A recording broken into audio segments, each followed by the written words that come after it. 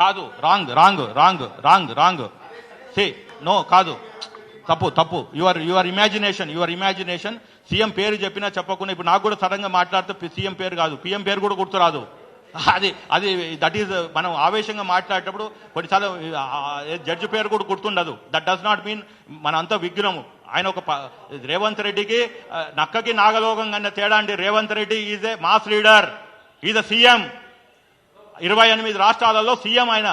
ఇతనెవరు? తాత పేరు పెట్టుకొని, తండ్రి పేరు పెట్టుకొని వచ్చినోడు, మేనమావ పేరు పెట్టుకొని.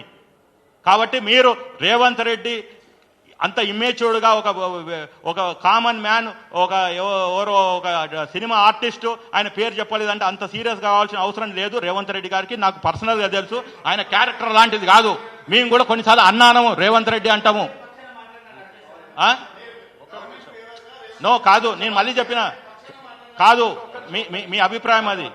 ఇప్పుడు మీ అభిప్రాయం ఏమన్నా చేసుకోండి. నేను మీ పరకాయ ప్రవేశం చేసి మీ ఒపీనియన్ నేను చేంజ్ చేయలేను. నేను గంట 10 నిమిషాల సేపు నేను ఏంది, నా వ్యక్తిత్వం ఏందని క్లియర్గా చెప్పాను. దాని తర్వాత మీ ఇష్టము. మీరు ఈ హాల్లోంచి పోయేటప్పుడు శ్రీనివాస్ రెడ్డి రేవంత్ రెడ్డి గారు పంపించితే వచ్చిండని అనుకోని రాసుకోండి, నో ప్రాబ్లం. సత్యమే జయతే, సత్యం గెలుస్తుంది అల్టిమేట్గా. లేదు, నా సభ్యత్వం లేదు.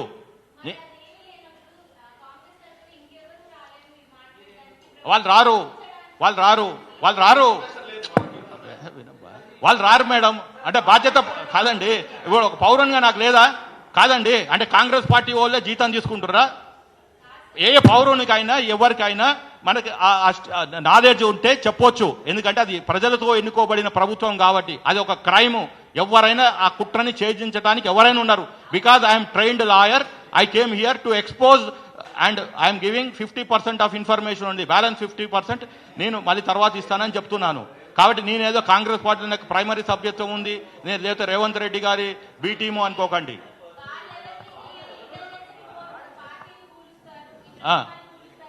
వాళ్ళ దగ్గర కూడా ఉంది, వాళ్ళు చెప్తారు. 1 or 2 డేస్లో చెప్తారు. నేను ఫస్టే సొసైటీని అలర్ట్ చేస్తున్నా. వాళ్ళ దగ్గర కూడా ఉంది. నిన్న సాయంత్రం వచ్చింది. నాకు ఇవాళ పొద్దునట్టు తెలిసింది, అందుకని ప్రెస్ మీట్ పెట్టాను ఇవాళ. వాళ్ళు ఎందుకు పెడతారండి సార్? ఇప్పుడు ఎందుకు పెట్టవచ్చు? మీరు పెట్టొద్దు అని మీకేం తెలుసు? చట్టం చెప్పిందా పెట్టొద్దని? పెట్టొద్దని కాదు, ఎవరైనా పెట్టవచ్చు.